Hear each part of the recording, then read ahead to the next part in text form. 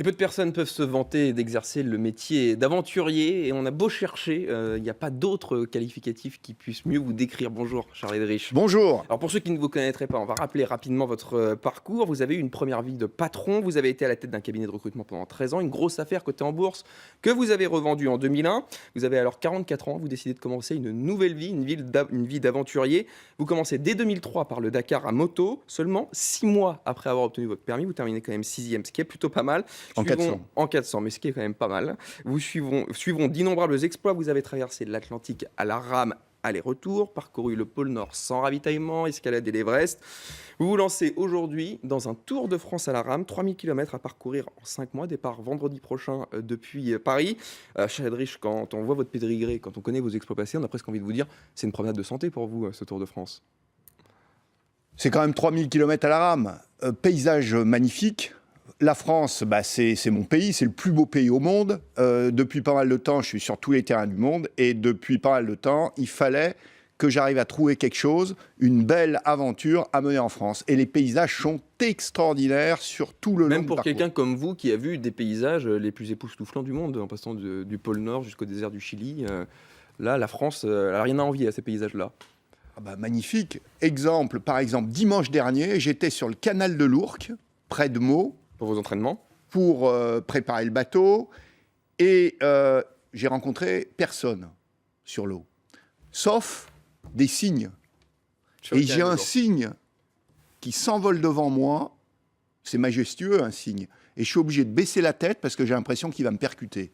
Dans l'axe du canal, magnifique. On ne se douterait pas qu'il y a des signes sur le canal de l'Ourcq à Paris. Alors vite, à votre grande surprise, que ce Tour de France à la rame, ça n'a jamais été réalisé. Vous êtes presque surpris d'être le premier à le faire, parce que ça vous paraissait suffisamment facile pour quelqu'un ait l'idée avant vous de le faire. Voilà, donc dans un premier temps, j'ai vraiment regardé ce qui avait été fait. À la rame, le parcours Paris-Marseille, c'est déjà fait, avec quelqu'un qui s'appelle Nathalie Benoît, mais le tour lui-même, jamais fait. Et aussi, il y a beaucoup de gens qui n'imaginent pas qu'on peut faire un Tour de France dans la continuité du parcours sur l'eau. On va d'ailleurs regarder le parcours que vous allez effectuer. C'est vraiment un Tour de France. Parlez-nous un petit peu de ce parcours. On l'a dit, 3000 km, essentiellement sur voie fluviale, mais vous allez passer un peu sur l'océan aussi. Oui, alors j'ai pas le choix. Il faut que je prenne un petit peu l'Atlantique, de la Gironde au canal de Bretagne, et puis un peu de Manche pour rejoindre la baie de Somme. 500 écluses, donc je pars de Paris vendredi. Donc canal de l'Ourcq, Marne, Petite Saône, Saône, descente du Rhône, extraordinaire. Canal du Rhône à 7, canal du Midi, c'est un pur plaisir. Ensuite Atlantique, traversée de la Bretagne, traversée du Cotentin, là avec des tout petits ruisseaux que j'arrive à passer, même s'il n'y a quasiment pas d'eau parce que mon bateau est à fond plat. À fond plat, oui. Donc il m'arrive de descendre du bateau et de le tirer Donc dans ce cas-là, vous ne ramez plus, vous tirez le bateau. comme un chien en laisse. D'accord. Et après, retour par la baie de D'ailleurs, ce Somme. bateau, parlons-en, c'est toujours le même qui vous suit dans quasiment tous vos exploits. 7 mètres de long, seulement 160 kg à vide, c'est extrêmement léger. Une toute petite cabine d'1 mètre carré dans laquelle vous avez dormi lorsque vous avez traversé notamment le pôle Nord. Cette fois, vous avez peut-être plus posé le pied à terre. Alors 1 mètre carré, si on fait une loi Carrez, zéro. Zéro, oui. Parce que j'ai pas de hauteur à l'intérieur. Et j'ai passé 165 jours dans les glaces du Grand Nord, sans chauffage et sans réchaud les 2 premières années, 2 hivernages. C'est un bateau effectivement en Kevlar carbone qui m'a permis de tracter le bateau sur la banquise. Indestructible, vous dites que leur carbone J'ai prend pas une ride. J'ai percuté des icebergs. Là, je l'ai quasiment pas touché. Soulevé par une baleine. Soulevé par une baleine. J'ai été attaqué par des ours blancs. Et il va vite parce qu'il est très léger à fond plat. Alors, Charles Edrich, vous vous contentez rarement de l'aventure pour l'aventure. Il y a aussi souvent un message derrière vos exploits. Vous essayez de sensibiliser notamment aux enjeux environnementaux grâce à votre association Respectons la Terre. Cette fois, vous avez également prévu des rencontres tout au long de ce Tour de France. Des rencontres notamment avec des jeunes en besoin de réinsertion. Expliquez-nous. C'est une occasion extraordinaire, ces aventures, de mener des rencontres avec des jeunes pour arriver à leur montrer la valeur du travail.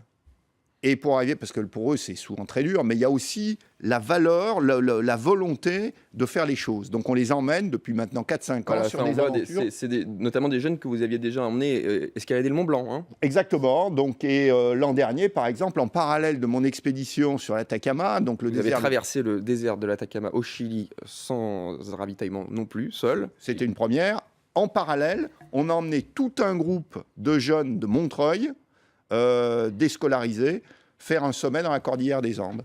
Et grâce à ça, donc un certain nombre d'entre eux ont pu trouver du travail en CDI, en CDD. C'est quoi le message que vous voulez leur faire passer aux jeunes? Bon, évidemment, on peut tout obtenir par le travail, j'imagine. Il n'y a pas d'âge pour commencer une nouvelle vie, que eux, si vous avez réussi à 44 ans, eux, à leur âge, c'est encore possible. Le message, c'est un petit peu... D'abord, c'est des rencontres, c'est des échanges. Montrer que l'aventure, elle est extraordinaire quand on va... sur tous les terrains du monde, mais que l'aventure, notamment sur ce Tour de France, elle est fabuleuse à portée de chez soi, à son niveau, et que quoi qu'on fasse, que ça soit du pur plaisir, mes aventures, hein, moi je suis sur le terrain de l'aventure par passion, mais le travail, ça nécessite de l'effort, un peu de discipline, une organisation, des quelques contraintes, etc.